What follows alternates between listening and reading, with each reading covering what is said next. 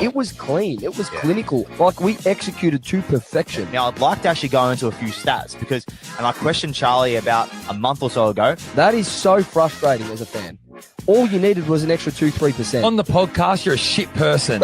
You're arrogant. You're obnoxious. I'm sick of it. And I reckon I've got 2 more episodes in me. Welcome, everyone, to 2025, and welcome to the Almost Blues Brothers podcast, episode number 143. Yeah, looks a bit different. Why would you have episode 141? 141. I don't know. I can't count, boys. Jesus.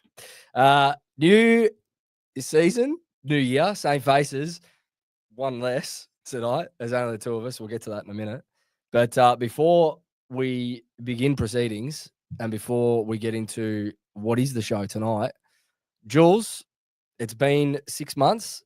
We just worked out since we did a elimination final recap from Madrid about a week before your wedding.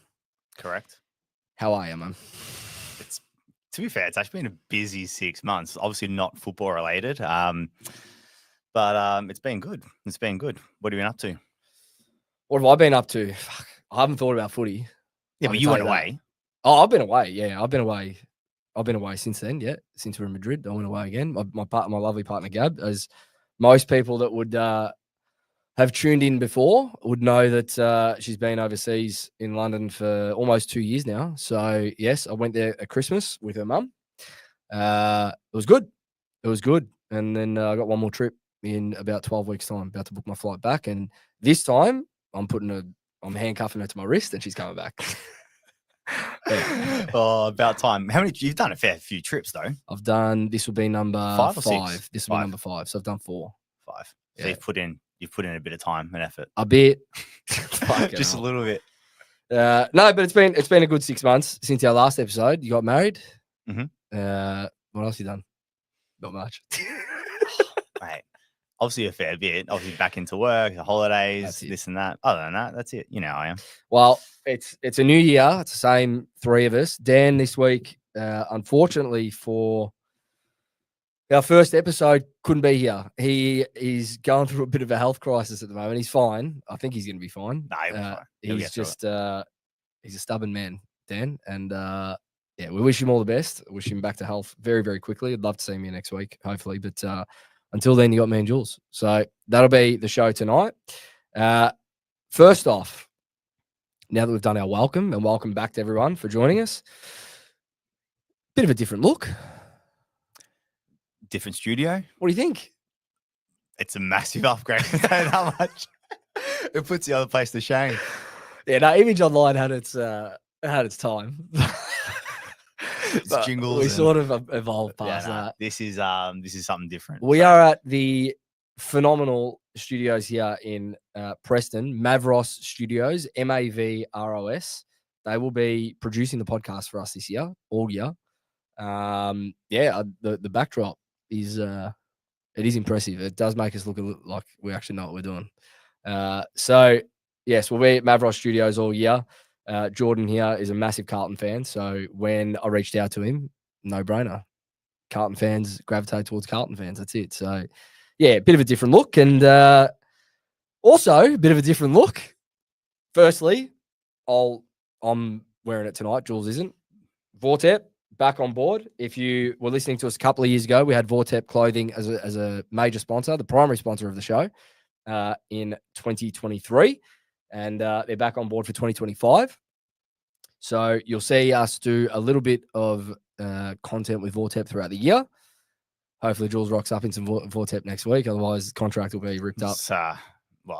It's sort of not my fault, really. No, it's not. He didn't have a t-shirt, and it's about 40 degrees today, so he wasn't wearing a jumper. I wasn't wearing a jumper. No. There's no chance I was wearing that. And not wearing a hoodie. Or an hoodie.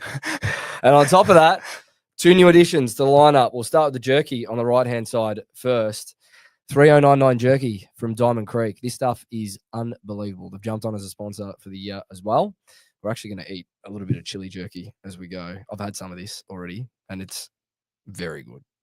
I'm a big jerky fan. I love jerky. This is very, very good stuff. I mean, I've had it before, but I mean, I'm sure I'd like it. Yeah, I So, can tell. We all know that. especially if they're sponsoring us, I'll definitely like it. High protein snacks, Jules. We can all tell just by look at you. You don't need a lot of protein. No. So 3099 Jerky, they're on board this year. If in the episode description on YouTube, you can find websites to the website links and the Instagram links to VORTEP and 3099 Jerky, and you're also going to find links to St. David Dairy. Now, this is a bag of coffee that they've given us just to display, but they are primarily a dairy little sort of manufacturer, I guess, and company operating out of Fitzroy North. They've got a lovely cafe and concept store down there. So if you are looking for a brunch spot and you're in the northern suburbs on a weekend, head to St. David Dairy. I've had their milk this week. I couldn't bring in milk. Like, you bring in milk, it's going to go off, right? So once I finish the milk, I'll bring the carton in. I'll show you the packaging. Long life, maybe. Well, yeah. But I had some of their milk this week and I had their ice cream. They make the ice cream in-house in their concept store. We'll go. I'll take it. You'll blow goats. Well, the creme fraiche, I think is how you pronounce it. I actually want to see them make it though. It's the best, Jules. When I say, I want to see the whole. Because I know you experience. like ice cream. We got to like Peter Piper on that over the years and whatnot, Messina and all that sort of shit. But forget about them. St. David Dairy ice cream. When I say, I'm not saying this because they're a sponsor. I promise you. No. This is as genuine as it gets. It's the best ice cream I've ever had in my life, ever. I'll put it to you this way: what you did on social media, that whole spiel with all the sponsors, it looked very creamy. I'll put it to you that much. Oh, like anyway, you'll see when we go. You'll see when we go. But that's it. So that's the lineup for the year. You'll see this every week. You'll see Mavros Studios every week, and that's it. So before we get into it, I know we've spoken about the off season and what we've done in the off season, but what have you done this weekend? You done anything of note? No, we'll just move on. Oh, I had dinner with Victor and Judith last night. It was his birthday, so shout out to Victor if he's listening. He might be listening. He usually does. Week, yeah. So if he is, happy birthday, Victor, for yesterday. We had a bit of a Mexican. Other than that, that was it. You? Nothing. Too hot yesterday. I did nothing. Stayed home, and then today, just I'm hearing you working over the weekend. So that's what I heard. Yeah, we'll leave that there. It's not something I like to do, but unfortunately, when you're under the sort of pressure I am in my job sometimes, Jules, that's what it takes. Yeah, and not everyone puts in the hard yards and the extra hours, you know. Some would call it inefficiency, but no, that's right. definitely not. Definitely not. Anyway, Jules, gives me great pleasure. Without any further ado, let's get into it.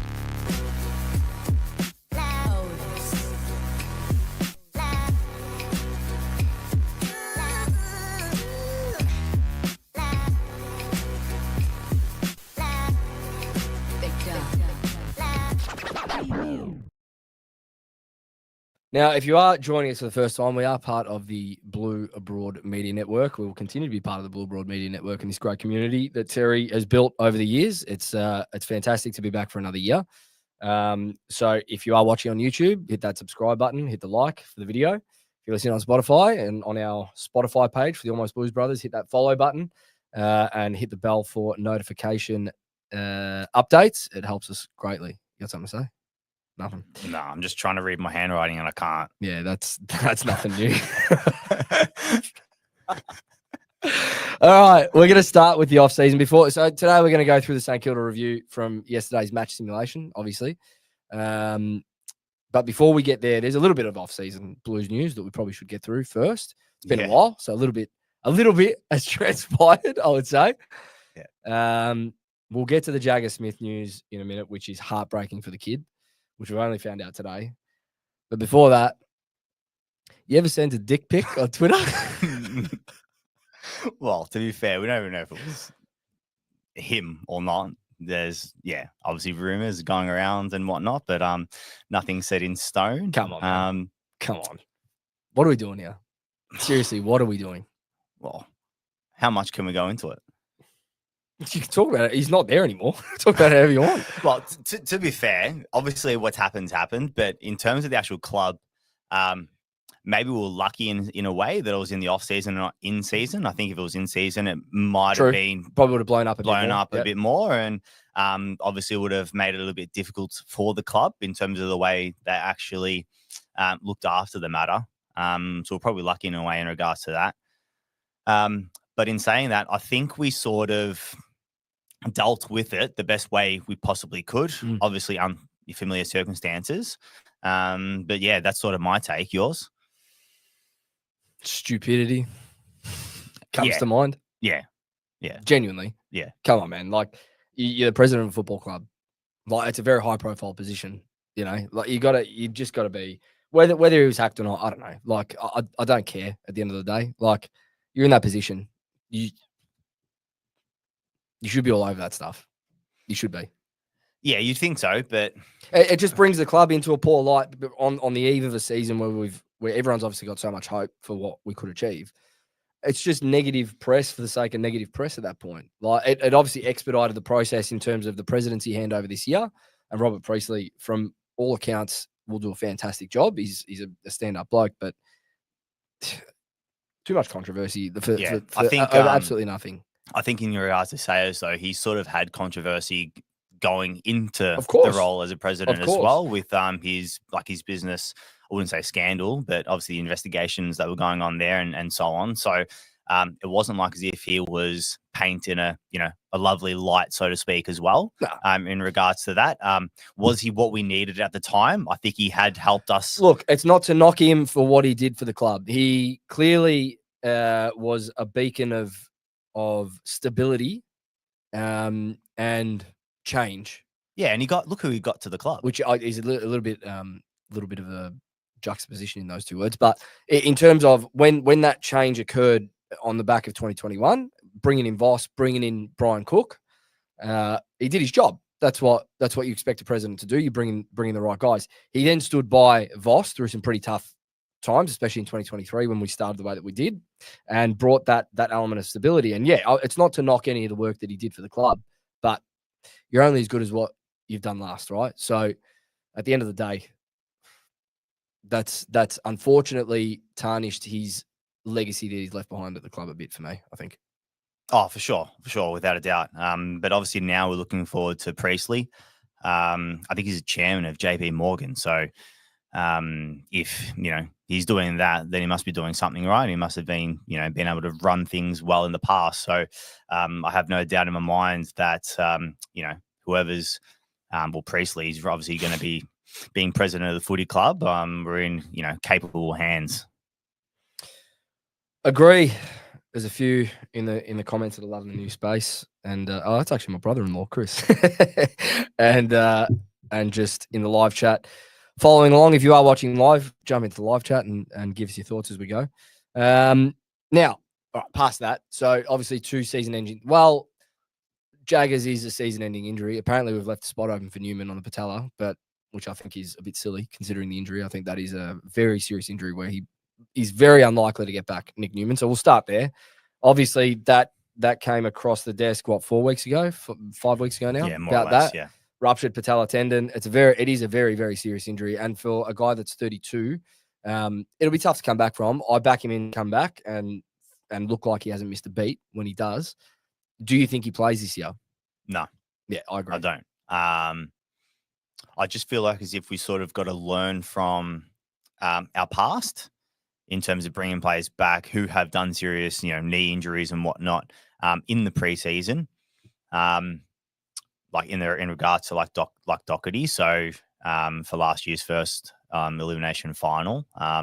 So I feel like as if because of those experiences, I just feel like as if, and it's not too good of a position. It's probably not the right words to frame it, but we can have a look at another player. So Cooper, sorry, off half back yet. Yeah, so in terms of like getting someone else in, so why leave it free? Yeah, well, that's true. That was my first thought. Unless they're leaving it open for the mid-season because they want to see, maybe who's the mid-season draft and whatnot. Yeah, that's true. And maybe we can look at what a need is across the season to that point as well. Yeah, but now that there's potentially 2 that are open, we're potentially too short. And we saw what happened last year in regards to our injury crisis when we had 21, 22 players. We're a club that at one point. I can't remember a preseason for a long time where we haven't had 1 to 2 season-ending injuries for a long time. Well, I can't remember the Newman, last time we Jagger, haven't had some serious knee injury over Well, the course knee- of the knee season. injury You know, too, but like we had 2 last preseason. Sauce and And Doherty Doc, does it in round 1. We had 2, Yeah. obviously, this season. Charlie's done it multiple Charlie's times. done it. Like, Cunningham, Marchbank. Cunners too. Yeah, I think true. Williams as well. Williams did an Yeah, ACL. Williams. So I think it was an ACL. Yeah. yeah, so Remember. that's 7, 8, and obviously Doherty's done it 3 times. Couple of people are saying it's a turf at Icon Park, but that literally just got relayed. They just relayed the whole thing. Well, Jaggers was more of a contact. No? It did look like a bit more. I think they did say it was more of a contact. one. And so initially, it's a bit unlucky with Jagger, but I don't know. Like I said on the fan cams for the practice match on yesterday, I said to Tez, when you're watching the game, do you see any St Kilda players getting injured, like our players get injured, or collisions? Like Sard gets the corky and Haynes cramps up like he does, and I don't remember one St Kilda player coming off injured and having a scare. And it's like we had 4 or 5 in the space of a match sim. But I just don't understand why this happens to us as a club. It's frustrating. I find it interesting. I mean, a lot of the obviously Haynes was the cramp. Yep. When he went for the mark. Yep. I think it was late in the 3rd or maybe Sard cops a knock. Jagger goes back with the flight against Harry, and then. But even in saying that, like in regards to like St Kilda, are they training differently? And what I mean by that is, are they training differently in terms of the way they handle the contact? Yep, agree. You know, going into the bump, going Agree. in to go to get the ball. You know, when it's on the ground, in terms of the ground ball gets, how are they tackling? How are they being tackled, and how are they handling that and managing that? Are we training a certain way to prevent those happening? I'm not sure. You obviously have to get a bit of data and analyze it a bit more. But you're going off the St Kilda game. It's a little bit tricky to be able to do that. But, you know, if you go over the course of the whole season and have a look at it with a fine-tuned comb and a microscope, you'd probably be able to see something. I think with Newman, before we move on to Jagger and the news there, I think with Newman, it is a big loss. Like his ability to open up the corridor for us coming out of halfback over the last couple of years has been pretty pivotal to the way we move the ball. I still think we've got enough weapons back there that if we unleash like a Sard in that role, which we haven't really unleashed him in the last couple of years, been more of a lockdown type. Like we know what Sard's capable of if he wants to break line. So maybe it opens up a role for Sard to become a little bit more loose, hopefully. Nick Haynes as the addition, he slots straight in. And we'll talk a little bit about our best 22 for round 1 as we get closer. I've still got a few weeks there, but Nick Haynes looks like he'll slot straight in, which is good. Lockie Cowan looks like he might take another step, which is good. And you got Gavin Weeders that are just the generals back there. So Ollie Hollands is playing behind the ball as well. So I think we've got enough pieces back there that can cover for the position. Whether we can cover for the output for Newman, time will tell. And I think if I look at Adam Sard, he's the one that will really unlock that transition speed for us and be able to open up the corridor. But now let's talk about Jagger. So it's the first time in my whole life that as a club, we've got premiership aspirations and we were able to bring in a top draft pick. Some rated him as the number 1 pick in the country going into the draft. And then we get this today. ACL, out for the year. First and foremost, I just feel for the kid. Like, by all reports, he didn't miss a beat all preseason. He was slotting straight in. Likely would have played round 1. Now he's missing the whole season all of a sudden off something that seemed pretty innocuous on the day. Yeah, I mean, I find it obviously the incident is the incident. But I don't know. And I feel like as if it's happened before by the club as well in terms of the way they announce things after the game, and everyone sort of thought that it was innocuous. You know, they didn't put him back on for precaution. At least that's what was said by, I think it was Tim Clark after the game, or there was an assistant coach that said it. I can't remember exactly who. Yep. But assistant coach definitely did say it. That he wasn't coming back on because of precaution. So I just find it interesting that a day later that he's gone in for scans after something like that has been stated. Again, it is unfortunate. You know, obviously we're devastated for him as well in terms of, you know, he's going to miss a year. But also it's an opportunity too.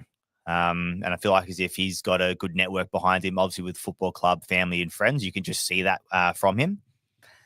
But you just go have a look, and I'm just looking into the future a little bit here. But, you know, you have a look at what Will Ashcroft was able to do after in his first season, you know, halfway through, able to, you know, he did his ACL, and then, you know, the year after, he's winning the premiership and he's winning the Norm Smith alongside it. So true.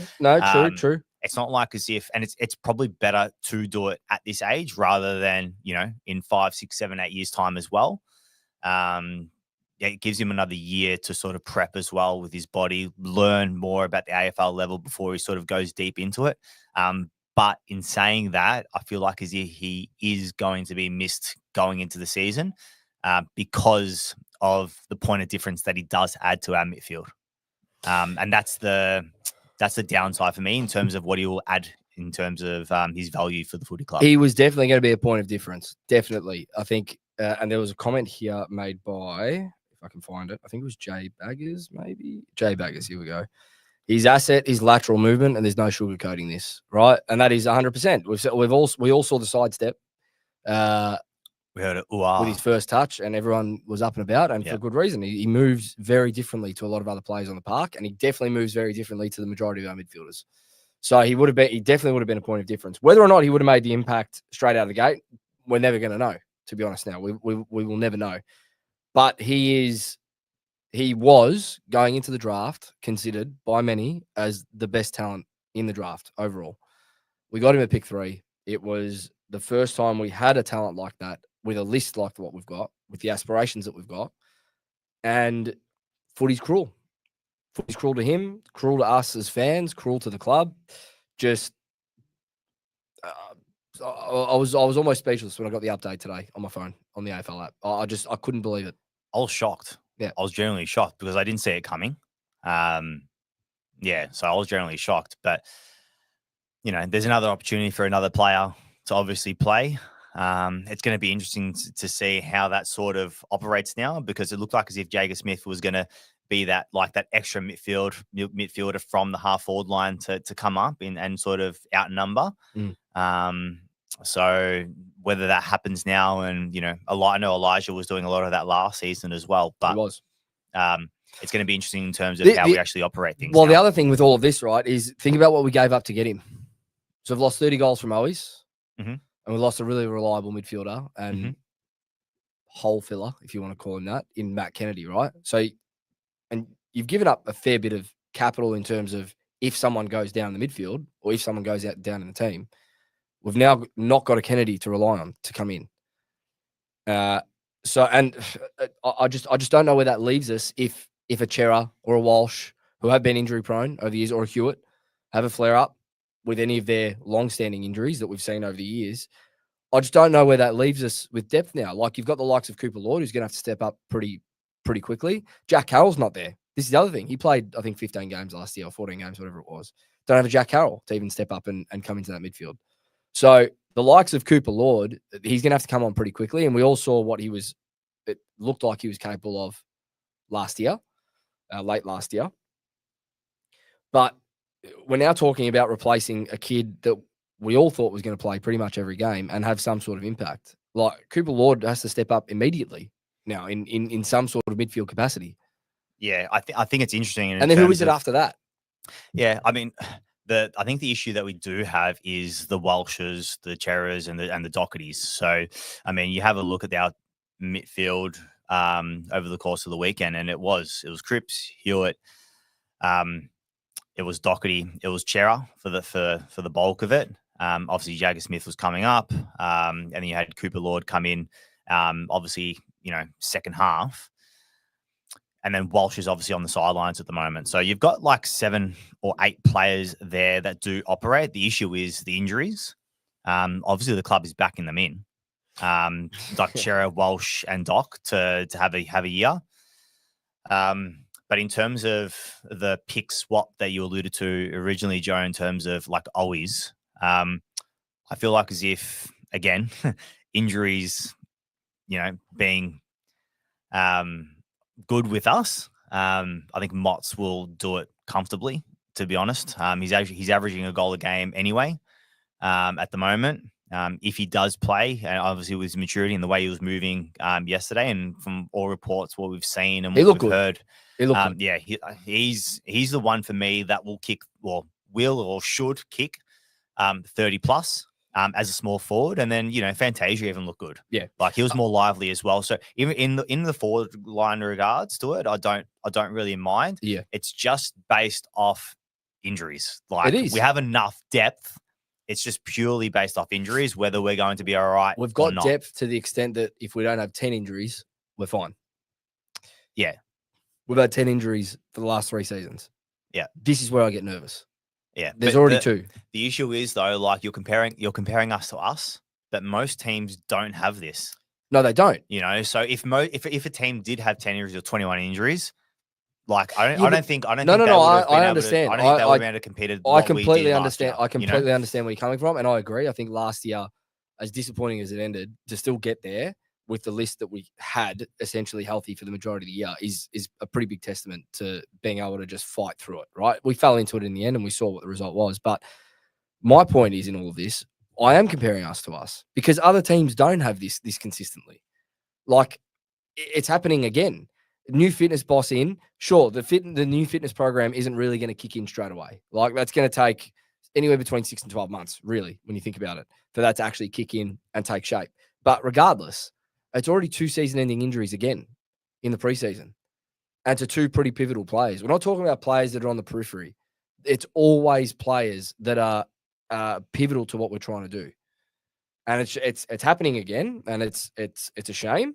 I just hope that, to your point, we can back them in, all those bodies that went down last year for significant periods, to play 22 games. They have to. Or we have to back them in. We But have no other choice. The likes of Chera, Walsh, they have to get up for 22 games this year. Yeah. I mean, you even have a look at it. Like Cooper Lloyd, I think he had like close to 17 touches in a half of footy. He did have 17 yeah, touches. so I actually thought he was pretty good. Yeah, he was pretty good in the end. Obviously, we'll get to the match team. We'll get to the match team in a minute. But we've still got a little bit more news. The only other thing I want to say on this is, I know it was a little bit negative in terms of like who steps up, right? But what it might actually force us to do is to tinker with that centre bounce attendance setup.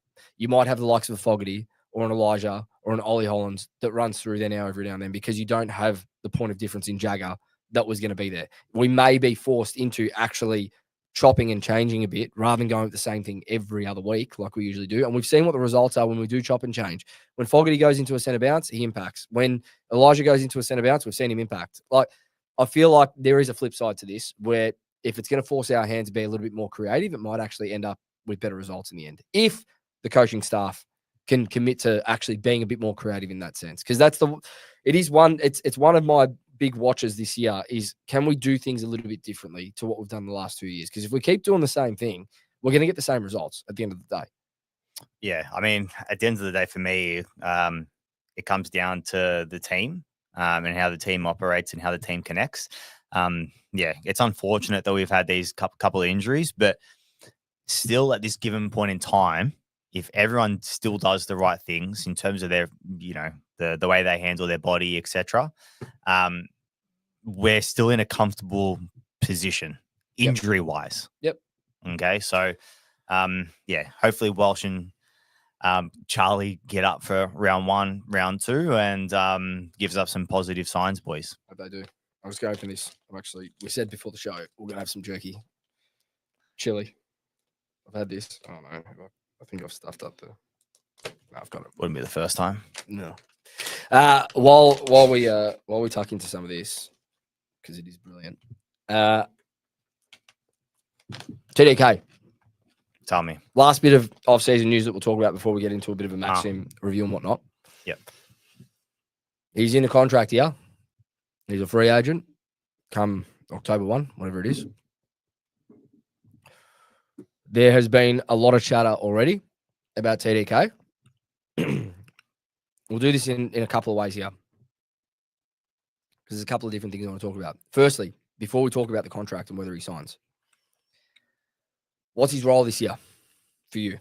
And I've told you already, last year, if anyone was watching, me and him every other week debated about a 2-ruck system versus a 1-ruck system every other week.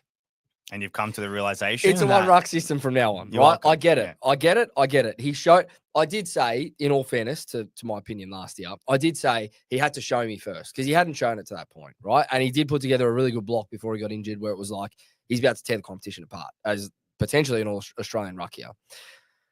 The expectation for him this year is that he actually does rise to that expectation, and that he does potentially get himself an All-Australian jacket for the first time. I think with the likes of Gawn and Grundy going into more so of their twilight careers. Mhm. You got the likes of a TDK and a Tristan Jerry that are going to have to put their hand up to go, I'm now the premier ruck in this comp. We have a premier ruck in TDK. He needs to stay fit. He needs to impact the scoreboard more for me. I don't think he's done that enough. But his role is a sole ruck, and it's going to be a one ruck system if Charlie and Harry are both fit and playing. What are your expectations for him, and do you think he can get there? Well, In this season alone.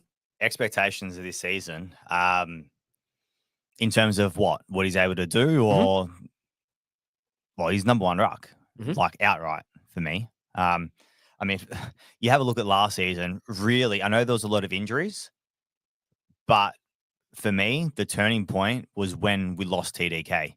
You go back to the final, the turning point in the final, and we can argue all we want. Why was he the sub? I'm not here to argue, so I'm not going to argue. Okay. But for me, he was the turning point in that game too. He swung the momentum of the game, purely because of he's an extra player around the ball. He's obviously, around the ground. He's very good in terms of his aerobic capacity and whatnot. So he's able to get to more contests more than any other ruckman. In terms of what he does, around the ground, in terms of his marking ability too, in one-on-ones, in packs. Yes, he probably needs to score more, but he's getting opportunities. He had a few looks on the weekend as well. What he's able to do is, I think he's the most important player in our team. And I said it last week when we did the pod last week. Last Saturday. Oh, the SEN pod with Paul. With Paul. Which, if you haven't listened to it, Untitled Blues pod, we're at the SEN studios with Paul Spastiani last week. That episode is up. He's the most important player for our team. Ahead of Cripps, ahead of Charlie, ahead of H, probably even ahead of Wiedering, I would say. You think he's more important than Charlie, H, and Wieders? Not altogether, but individually, yes. That's a big call. I don't think he's there. I don't think he's there yet. Yeah, I think just in terms, but not because it's more so because of what he brings to the team, not what he does individually. It's what he brings to the team, and that's why he's more important. I'm not going to say that your opinion's wrong. Could be.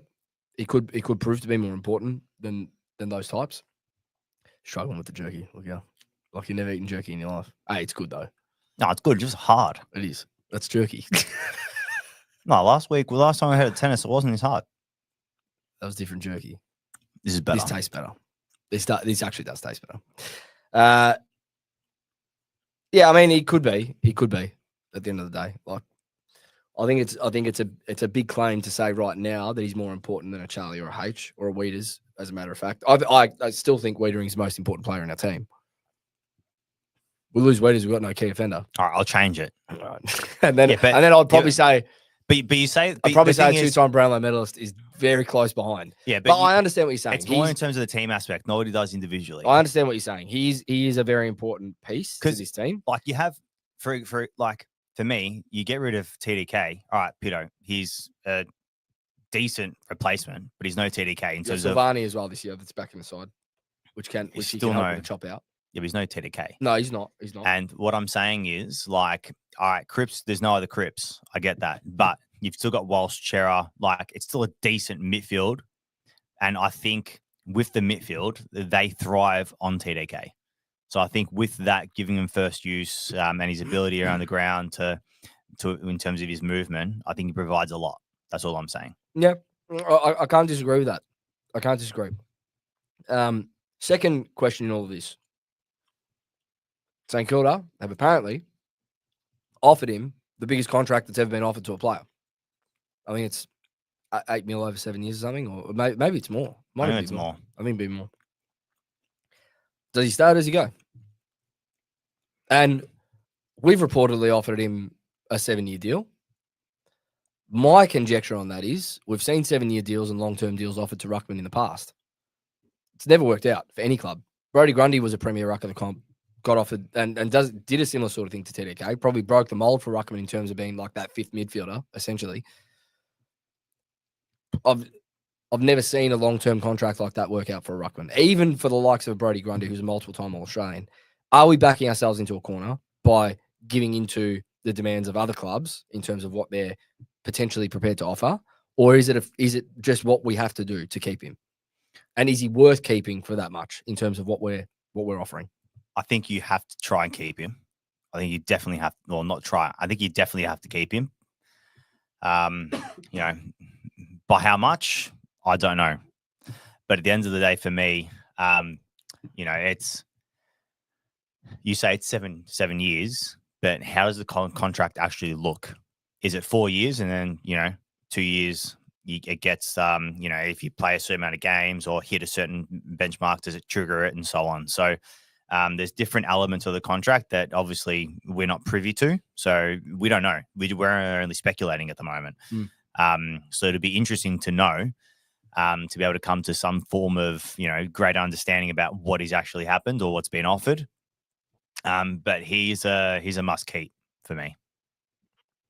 You don't think so? Like, what would you let him go for anything? Or I wouldn't pay him 10 mil or 12 mil over 7 years, like St Kilda are offering. No, but I don't think we could anyway. Regardless, even if we could, I wouldn't give him more than a 4 or 5 year deal based on injury history. He's a ruckman, and the general consensus among most analysts, commentators, opinionists, whatever you want to call them, is the ruckmen don't win your flags. There's very few ruckmen that have won teams' flags off their own back over the last 25 years. Dean Cox and Max Gorn, they're the only two I can think of, right? So I'd give him no more than 4 or 5 years based on that. And I wouldn't pay him $1 million a year. You're basically saying he's worth more than Cripps, Charlie, Harry, Wiedering, Walsh. Paying him that much. Not for me. He's important, but yeah, will it hamstring us long term if we back ourselves into a corner with a contract like that? I think it will. And that's the danger that's the risk that we run with a player like this. You're kind of damned if you do and damned if you don't, right? If we don't sign him, it's like, and he goes to St Kilda or wherever else he goes, and he becomes what we think he's going to become, we look stupid. If we give him a 7-year deal and he doesn't win us a flag, we look stupid. Yeah, I just don't see him leaving anyway. Like, I don't see him leaving. I'm with you. I definitely don't think he leaves for St Kilda. For fuck's sake. Yeah. I wouldn't want to play for St Kilda. It wouldn't be the first time that St Kilda offer something ridiculous and not get their player. No, they've done it multiple times over the years. But yeah, it's just, yeah, I mean, Shannon's said it perfectly. It's a double-edged sword for us. That's what it is. We're damned if we do, damned if we don't. So we'll see. John Holden, good to see you back for 2025, mate. Joe, TDK isn't just a ruckman. He is a midfielder that can ruck and take big marks all over the ground. He's the most mobile big man in the AFL. I agree. I tend to agree with that. I really do. But we've seen that with Brodie Grundy in the past. We've seen that with other ruckmen in the past, and they get these contracts that hamstring clubs. We'll see what happened with Grundy. And he didn't win a flag for Sydney either. So, not yet anyway. Got to the last dance. Got to the last dance, but not even worth talking about, really, at the end of the day. Yeah, it's true. So, Dean Macbeth has said that our mics are fading in and out. Just get some feedback from everyone else in the live chat, please, on if that is actually the case still. But it looks like on my end, it looks all good. All right. That's pretty much it for all the off-season Carlton news, unless I've missed anything. You got anything else in your notes that you can't read? I can't believe we've gone 40 minutes. All right, doesn't feel like it, does it? Nah. No. You got anything else? I've only got what you've got. And Scribble. Yeah, and Scribble. All right. Well, if that's the case, match sim. Before we even go into any sort of review, right? Because it's not really a review. At the end of the day, we're just trying to fill out an hour, right? Right? You're going to bring up the score? No, scoreline? No. What did we lose? Going to the best? Lost by 10 points. Only 69 to 59. Is that what it was? Something like that. It was 11 points. Harry kicked 2, Motlop kicked 3, TDK kicked 1. I didn't even know the score. Lucas Camperelli kicked a goal, which was nice. And the build up to that goal was something I'll actually talk about. I thought it was really good. But first off, before we go into any sort of review, right? How much do you actually read into this game? It's a match sim. It's not an official match preseason match for the AFL. It's a match sim that the two clubs get together and go, hey, let's have a run around. How much do you actually read into this game? It's a match sim, but with all the requirements of a game. It doesn't make any sense. Why call it a match sim? Because it is. That's what it was. It was billed as a match sim. It's not a preseason. But what are the requirements of a match sim compared to a game? Less intensity off the bat. You're going to have 30-odd players that you're rotating, which I think we had 30 or 32. Yeah, right. But in terms of the game requirements, there's still 20-minute quarters with extra time. There's probably the parameters are the same, just extra players. Yeah, but is there and not? You can bring on players at 3/4 time. Is there not more tinkering? Is there not more tinkering that happens though in the coach's box, like to experiment a bit and see what works, see what doesn't? I think it's pretty similar to like next week will be very similar. The only difference is I disagree. I actually think next week will be a bit different. But the only difference is it'll be closer to the full lineup for round one than this week. So Cripps won't come off at halftime. He'll play pretty much throughout the whole game, same as TDK and so on. So that won't happen. If there's players that are a bit sore, you won't have the likes of like Campriali come in late and so on. Where they're tinkering with things. But in terms of the parameters of the game were the same, pretty much. There were still 18 people on the park. You can argue that they weren't going in hard and whatnot, which is true. But they're probably going to do that next week as well. No, I disagree. I actually think next week I'll read into a little bit more. I'll tell you why in a minute. But I don't read into this St Kilda one. I just don't. I just can't. I can't. I don't read into it. The only thing for me is I'm a little bit, I wouldn't say disappointed because disappointed is probably a bit harsh, but I'm upset that I didn't see more in terms of the team aspects of the game. Agree with that. And it's not in terms of like the tackling pressure and stuff like that. It's more about how we defend transition, how we move the ball in terms of skill level. I know it was hot and it was very blistery out there too. So it is tricky, but I still would have thought there would have been a little bit better in terms of the skill department, to be fair. No, I can agree with that. I also think that there were moments where our skills looked a lot better, though. A lot better. Yeah, but I think particularly by hand. No, even by foot. Even by foot. The build up to, I think it was in the last quarter, we literally switched it side to side, tried to change the angle of attack. I feel like all day we actually looked like we were a little bit more direct with our inside 50s, like we were pulling kicks short. There were a lot of times that George Hewitt found himself, like, I think 2 or 3 times he found himself 40, 45 metres out that we pinpointed that pass. The passages play I'm talking about actually ended up with Chera. And it went from the right-hand wing all the way out to the left to Nick Haynes, who was out on the left-hand wing. Gov got into the space with a bit of, or Cotters with some overlap run, and the kick inside 50 was straight down Chera's throat. If we do that more often this year, we're going to be pretty hard to stop at times if our forward line functions as it should with the likes of Harry and Charlie. I think across the course of the day, yeah, if you want to look at it and really review it, there was probably more negative than positive that you could take out of it in terms of what our expectations would be. But I just don't think it's the one to read into. I don't think it's the one to read into to suggest that that's what they're going to give us. It's just not. We know it's not what they're going to give us. We had Matt Carroll basically play a full game. Cooper Lord only played a half. Like, you're bringing on players at 3/4 time that still haven't played to that point. You're bringing on players at halftime that hadn't played to that point. You're chopping and changing. There's 30 players that have come onto the park throughout the day. Like, how much consistency can you really ask for in a match sim like that? I think against the Giants, it's going to be a little bit different. That's where I look at it and go, the Giants are going to be there for a proper tune-up going into opening round because they basically play the week after. They are playing opening round, right? They're going to be looking for a proper tune-up. That's their like, boys, we're giving it 90 to 100 today, and we're going to put it all together because this is the last rehearsal, right, that we've got before we attack the season. I would hope our boys do the same thing. And I would hope that next week, that's the mentality, is that we're going out there to try and actually beat them. I don't think the mentality this week was to beat the Saints. It wasn't about the result. Do you agree or not? It's not about the result in a match sim like that. It can't be. It's not about the result, but for me, it's more about the performance. And I wasn't happy with the performance. Of course. Match sim, preseason game, whatever it was. Am I reading too much into it, like as if that's the end of the season? No, it's not about that. It's just the fact that I was hoping to see a little bit more in terms of our transition, our defensive transition in particular. I know in the contest we were hot early, but that sort of faded away as well in the second quarter and the third and fourth, like definitely. But that's obviously, personnel as well with Cripps coming off and so on. I was surprised that Chera and Doherty played the full game though.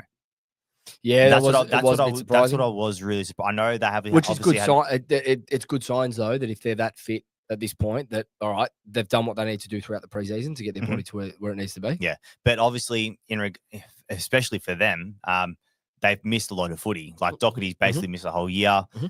Even Chera has pretty much missed a year and a half. Missed the majority of the year. Yeah, if not the majority. And half a year prior to that with the. He was out even earlier the previous year as well. So.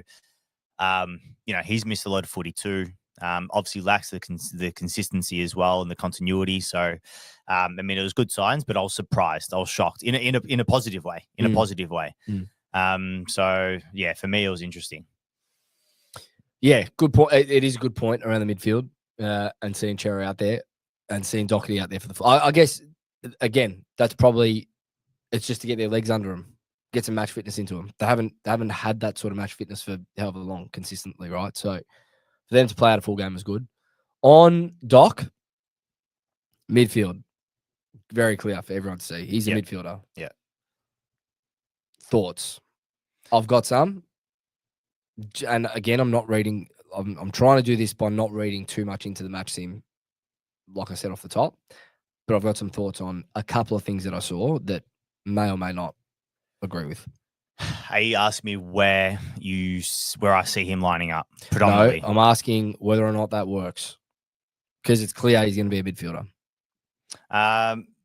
He's played there for the last few years, predominantly. So has it worked? It has. Do I see him being in our starting four predominantly? No. I think there's obviously Cripps ahead of him. I think there's Walsh that's going to be ahead of him. I think there's Chera that's going to be ahead of him. I also think there's Hewitt ahead of him. So I think he will be a part of the rotation.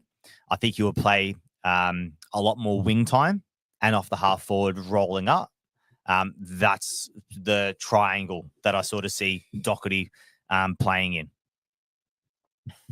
Yeah, don't you think that's going to be the case? It will be. I don't see him being predominantly inside mid. No, starting in the center bounce. The question wasn't the question wasn't where you think he will play. It's where he's best positioned. Based on what we've seen from him as a midfielder. I think predominantly he'll be as a winger. Do you think that's his best? And I think that's his best position, yeah. Okay. Yeah. I don't. I think Newman's gone down. Doherty's an All-Australian halfback. What are we doing here?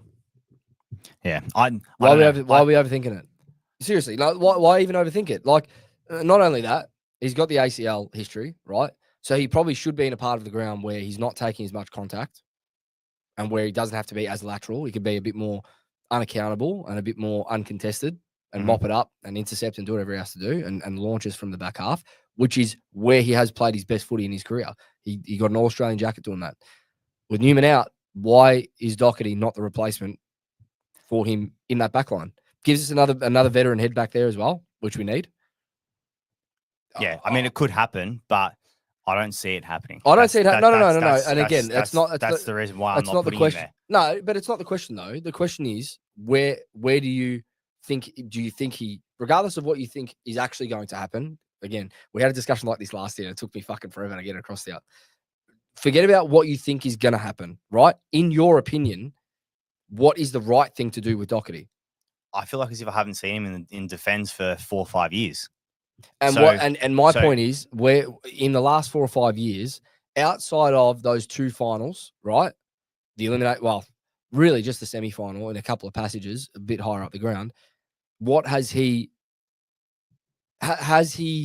given more in this current role as a midfield winger than what he did as a halfback when he was at career best form in his mid-20s? Obviously not, but the thing is you're talking about individuals and not about the team. So obviously, look, I'm only speaking about what I see, and what I hear and so on. So for me, he's the type of player that the coaching staff and the club obviously see him better placed higher up the ground for whatever reason. Do you? That's it. It's just your opinion. What do you? I don't know, because I haven't seen him in defense for 4 or 5 years. Like Based I on said, what but based on what we've seen that he can do in defense as an interceptor, as a general back there. I think him personally, like an individual, I think it's probably better to play him in defense. I tend to agree. But in saying that, possibly in terms of the team aspect of it, I reckon he's probably better higher up the grounds on a wing. That's where I disagree, because if his best position individually is in the back half, he will make us better as a team coming out of the back half. That's where he's played his best footy. And we've got a hole on halfback left by Newman now that there isn't really someone that we look at outside of Doc where I can go, he's played that role. He can do it. I know that he can do it. But Ollie Hollins? What did Doc do back then? Right, he's an interceptor, number one, Okay, which is so- what Newman has done across the years. But we have so in terms And of he was able to interceptors, he was able to launch for us off the in bat. terms of interceptors, and we have Wiedering that intercepts, Haynes that intercepts. Oh, Wiedering's more one on one. Let's be real. Yeah. Wiedering's 1-on-1. He's the only 1-on-1 key defender that we've got. Yeah, but he But intercepts McGovern, too. Haynes, yes, I agree. Yeah. They Do can you know what I mean? intercept. Cowan can intercept too. Yep. You know, so we've got a lot of players who can do that. The only probably aspect that in defense that we probably don't have, or one aspect in our defense that maybe we have, but we haven't sort of unlocked them really in the last 2-3 years, is speed and drive off the halfback. So if we're going to talk about, you know, players and personnel, that's obviously the reason why Ollie Hollins is back there. You know, even Sard, even Sard, for example, like yesterday, the last 2 years, he hasn't been a halfback flanker. He's been a lockdown small forward. Agree. You know, he plays on your Charlie Camerons and so on. I still don't see him doing that this year. I don't see him in some parts of games. He will, but do I see him us giving the ball like we did 3-4 years ago in his hands? You know, and getting that run. This is what I mean. We don't do it. But why wouldn't we? We don't do it. But why wouldn't we? I don't know, but we don't do it. I actually think we will see a bit more of that from Sard. To be honest, I think we will. I think they'll unleash him a little bit. I think if that was the case, we would have seen it yesterday. To an extent, yeah. But he did cop the corky early. He cops it in the first quarter or the second quarter, or whatever it was. Like, he's a bit prim and proper. I still think he would have done it yesterday. Yeah. It's fair enough. It's fair enough. And you go to someone like Ollie Hollins. I know I've seen some highlights of him in terms of like match sim that we've done at the footy club, you know, a few weeks back and whatnot. I didn't really see too much yesterday of him. He was behind the ball again. He was off half back. But he's playing he's playing like almost as like a sweeper off the half back line is what it looks like. He's like a sweeper. And on that, so we'll move on from Doc, but on Ollie, I would be careful because I can't be too negative about Ollie this year, apparently. So people don't like when I get too negative. But I've got some comments in regards to this too. I was speaking to Pov yesterday about it. You're in a very unaccountable role as a sweeper there. You don't have a lot of pressure on you when you're mopping up that football. So your one job is to make sure you set up the play and you hit targets. Didn't see it. Yeah. Obviously, I don't think he's the player for it. If you want a sweeper, make it Sard, make it Boyd. Yeah. Who can actually use the football. Yeah, I think in time it probably will be a Boyd. Pov and I were speaking about it today. We actually reckon Ollie Hollins should be playing on a wing. He should be. He should be purely playing on a wing. I can understand it though, just in terms of a learning curve for him to be behind the ball, to see a lot more things and so on. So in terms of the learning aspect of it, I can completely understand it. We're sort of bringing up a player again that we've sort of spoke about for probably about 10-minute period, but Bob and I were speaking today and I literally said it and he said, I was thinking the exact same thing. Because yesterday, I just thought Jagger Smith was a bit lost. He did look lost. He looked lost, you know, rolling up into the contest. And he didn't really get much of a look inside. You know, instead of he might have been perfect in that role just to get him involved a little bit. Yeah. So he's the one that it doesn't matter now. It's not going to matter now. Yeah. But he's the one that I probably would have lined up behind the ball just because of his lateral ability to work in and around Trav. He's a bit explosive, and like he is good by foot. like a Colby McKercher for he's the one that I probably would have you know. And what's number 7 St Kilda? Wagonine. Yeah, Miller. Someone like that, bit of skill, bit of poise. But this is what I mean. That is the role. He would have been good. So that's the role. That's the role, right? Is the Nazaya Wanganeen Miller role? Correct. He uses the football better than anyone else in the comp by foot. Sets up St Kilda brilliantly. He's their quarterback. Ollie Hollands isn't a quarterback for us. I've got to be blunt. He's not, and he probably won't be. Ollie's best attributes are effort and work rate. That's it. We all know it. It's his run. Yeah, and his ability to cover ground, right? They are his best attributes. You're not utilizing those attributes behind the ball. You can, but it's not. But you're exposing him more to what his weakness is, which is his ball use. We know this. Yeah, and we've already seen it in a pretty lackluster match sim without a lot of pressure on the ball. So what happens when we get to round 16 and we're playing whoever or whatever? What happens when we come up against the Collingwood and the pressure's on, and it's a one kick game and the ball's in the back half and you need Ollie to launch an attack for us to be able to either get us in front by a point in the last minute or tie the game. Yeah, I'm not reading too much into like one game. Of course. But do I think he can offer a fair bit off halfback? Yes, I do. Do I think it's his best position? No, and clearly is it not. Best position going forward? Clearly for not. me, no. He's going to be a winger for sure. Well, I think you're right. I think we'll see him transition to the wing. But again, it just opens the conversation for me of just swapping him and Doc. That's it. Swap him. Doc goes to halfback. He can play the sweeper role. He can launch us. What will be your back six then? Well, the back six, I usually talk in a back seven. We usually do that. Yeah, back seven and a forward seven, right? So the back seven for me looks like McGovern, Wiedering, lock, Sarda's a lock, and Cowan every week. So they're your four, right? Yeah, sorry. Yeah. The other two, Haynes. Who else? Oh, it would be Boyd. And then that's this is what I mean. That's when you get into those names of Boyd, Doherty, Hollands, whoever else you want to play behind the football. What I don't want to see is us playing George Hewitt behind the football like we've done in the past. Or Adam Chera. I don't know why it looks like we're overthinking where players are best positioned on the park. And we've done it for the last 2 years, and it looks like it's happening again with Ollie Hollands. Looks like it's happening again with Doc. You got an All-Australian halfback, play him off halfback when a role has opened up based on the Newman injury. You've got a developing winger who has shown that his best attributes are work rate and his ability to cover the ground. Play him on a wing. Yeah, I mean, it'd be interesting come round one. It'd be interesting to see how they go. It'll be interesting to see how they go. A few others for me. Zach Williams, big tick, looked very sharp as a half forward. I thought his ball use was very good when he had ball in hand. We've also had that's our second look at him. I know the All-Stars game, the Indigenous All-Stars game, if you're not reading into a match team, you shouldn't read into that. But when he's got time and space with the football, it's pretty clear he's one of our better ball users by foot. Yeah, look, he looks lean too. Zach he actually Williams, looks like he's probably the fittest he's been in his career. Oh no, but he's had a preseason. Yeah, he's probably had maybe a couple now. But look, I think Williams forward, it's still a little bit of an experiment, I would say. Because he's only done it really in a patch in, that 4 or 5 week period where he's done really, really well. Do I think he's capable? Yes.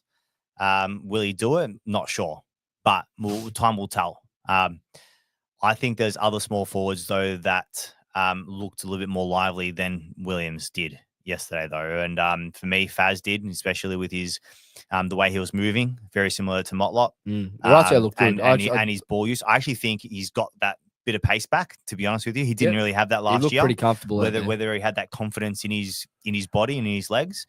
I feel like as if he's got a little bit of that back now. And I think he'll play a lot more footy this year and spend more time on the ground too. And then you got Motts for me. Kicked 3 goals, five tackles. He actually spent a little bit of time in the center square too. I'm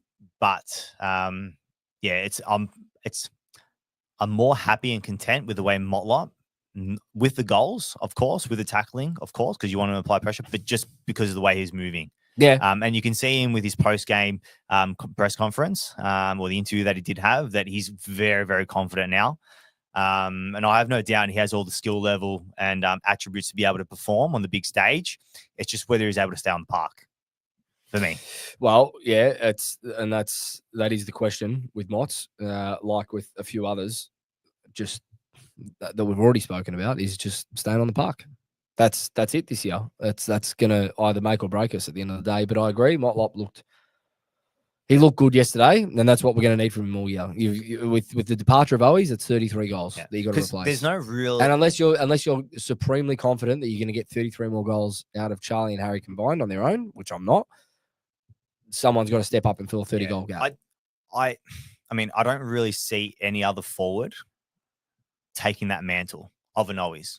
Agree. I don't see anyone. I know Durden spent 1 minute, 2 minutes, apparently and then done something to his ankle. That could be another in the comments if this is anything to go by, but that could be another one that's out for the season. Looks like an With Achilles. what? Achilles? Potentially. He was on the park for 2 minutes. He didn't even touch the ball. Anyway. That could be right or wrong. I'm not gonna don't so look, take that as gospel. There's no real other small forward for me, like pure small forward that will really do anything. I mean, Moya obviously played yesterday. Didn't really do too much, but we did see what he was able to do in the last game or two last year as well, with a bit of X factor. Yesterday probably weren't the conditions for him, to be fair. And then obviously, I thought we were going to speak about it, but you've got Francis Evans too, who we did just sign. Yeah, I was going to talk about the signing, but we'll kind of yeah. So I mean, he's at Geelong for a couple of years, at Port for a couple of years. I think it's a good signing. He played 17 games last year. Yeah, and he's got AFL experience. I think he won his first 14 or 15 games in the system as well. He's got AFL experience. He could easily step up and pinch hit wherever we need him. I think if we're relying on Frankie Evans to come in and have the impact that we need one of our small forwards to have, no, it's the wrong way to go about it. But I do like the look of Orazio. I like the look of Motts. I like the look of Fogarty. I like the look of Williams. I think if there are four that we can rely on week in, week out at its core as our small forwards, plus Elijah running through there, plus a Cottrell that comes off half forward as well, there's some spark there. I think we've got enough spark to mop up at the feet of Charlie and Harry. Yeah. Another interesting thing. Again, it's not, sorry to cut you off, but it's not for me this year. It's not about, I know we've been banging on about covering that 30 goals that always is left.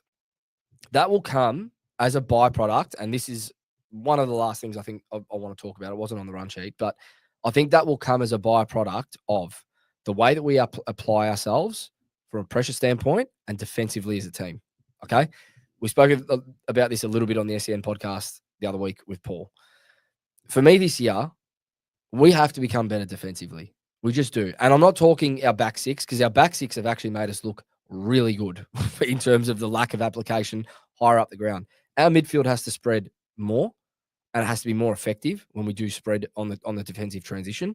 And our forwards have to stay in the game for 4 quarters, applying pressure at ground level. Once ball hits the deck inside forward 50, you're not letting that out. Yeah, there should be repeat entry, repeat stoppage, like other teams do to us. I feel like we are that team in the comp that other teams know how easy it is to hem us in our back line and how easy it is to score against us on the counter. We're neither of those things at the moment. And for us to become the team that we want to become, they're the next 2 layers that we have to see immediately this year. Immediately. Yeah. No. I don't think I saw it in the match team yesterday. And I don't know if that's just purely down to the intensity of the match itself. And maybe, if that intensity is not there, you're not going to step up to that level. But that has to be at the forefront come round 1 against Richmond. Yeah. We need to absolutely eat them alive in those areas. I want to put it politely, but I don't really know what I saw yesterday in regards to a lot of things. I think it was just a run to get some Ks in the legs. Yeah, of course. That's sort of what it looked like to me. Obviously, they were working on some things, but just because of the conditions, it looked hard out there. So that's probably that sort of had, obviously, its part to play there. But another thing that was also sort of interesting to me was how close, and now I don't know, it was because of personnel, but another thing that was interesting to me was how close to goal Harry was playing, and whether we're going to be able to see that more come season, come round 1, come round 2, when Charlie does come back, because I can see that happening a lot more. Show something. What's that? You tell the listeners. Harry Coleman at $21. Yeah, so that's what I'm saying. I just I can possibly see that happening. I know Pov and I were speaking about it. Even you, Joe, were speaking about it last season, whether we're going to be able to do that, just because Charlie's foot skills are better. And I actually think Harry's better one-on-one. He is. Clearly, he's better one-on-one. He's better one-on-one. And I think Charlie's, in terms of his aerobic But capacity, I also just think you can't have them both in there. There's not enough space for him to lead. And I think without Charlie there yesterday, especially early on, Harry had the space to lead. We saw it in the first quarter. There were 2 or 3 times where he was out on a lead off his defender. It wasn't one-on-one, put it on my head, or there wasn't congestion in front of him. There were literally lanes in front of him that opened up for him to get into. And I just think he's clearly the better forward deep. Charlie is clearly the better player to be kicking inside 50. I think it should be a 70-30 split between them in that regard. The only difference between the two is that Harry is a better mark for me than Charlie. It's that outlet kick from halfback. If we need a tall, that has to be Harry. I just haven't seen Charlie impact as consistently as what Harry has there on a wing, higher up on a wing, to get us out of a bind if we are hemmed in, right? So that's where that 70-30, 65-35 split will come in. But I agree, he's got to play deep. Yeah. He looks so much more dangerous when he plays deep. And I think it just makes sense as well to give Harry not more of a rest, but I mean, players obviously play or run a little bit less probably if you are a little bit deeper. And if Harry's going to be playing that second ruck, I think it just makes sense. I think it makes more sense. Yep. Yeah, for him to play a bit more deeper when he is forward. Well, yeah, because then TDK can rest in the same spot. Yeah, and if it is going to be a one ruck system, Harry will be pinch hitting at times, like at a centre bounce in particular. So yeah, I tend to agree there. I think H definitely looked better playing deeper, and it was something that I saw at open training a couple of weeks before that as well. So it definitely looks like it's the way that they want to go. That's all I've got from yesterday. There's not really much else I'm reading into at this point. No, me either. Against the Giants, I want to see some more application. I think this is the one where I'll look at and go, okay, it's the final dress rehearsal. It may not be 100%, but I hope it's 80 to 90% what we're going to see. The team will be pretty much close to round one as it is, except for Charlie Walsh. And Walsh. Yeah, I'm hearing Walsh is a possibility to play. How many minutes, or if he does, not sure. But yeah, there was an assistant coach. I think it was Clark or someone else that did mention it today or yesterday that he's really close. I think yesterday he did a very challenging, grueling session, and it just depends on how he actually recovers from that. And then if he's able to train all week this week with the main group, then he puts his best foot forward to be able to play come Friday, no? I think it's Friday night. Yeah. Friday night with the Giants. Yeah. So, or afternoon. Yeah, I think it's like 5 or 6. Yeah. So that'll be interesting. And that'll be it for us today. We'll be back next Sunday. And, next Sunday live, but obviously you can listen to us throughout the week on Spotify as well. But that's it for today. And hopefully we've got the third chair next week. Big hole being left here. Hopefully Dan's back and he's up and about. But if not, me and Jules will be here, and we'll be here for the second episode of 2025. Thank you everyone for joining us. It's been good to get back behind the mic. Feel like we're getting in a new studio, Mavros Studios in Preston, and all the beautiful sponsors. It's just a different feel, a different look this year. What an off season.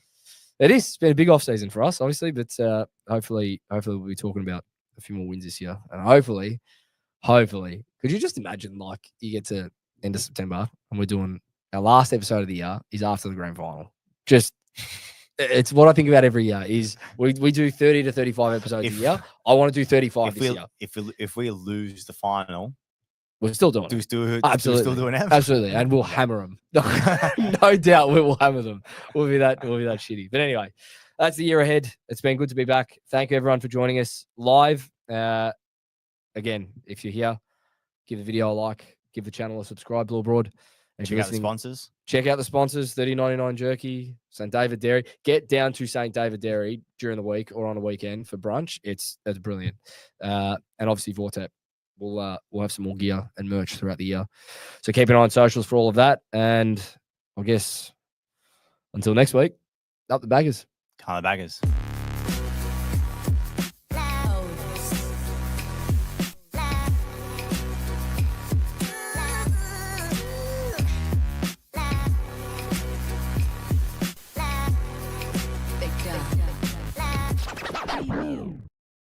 Wait, almost done.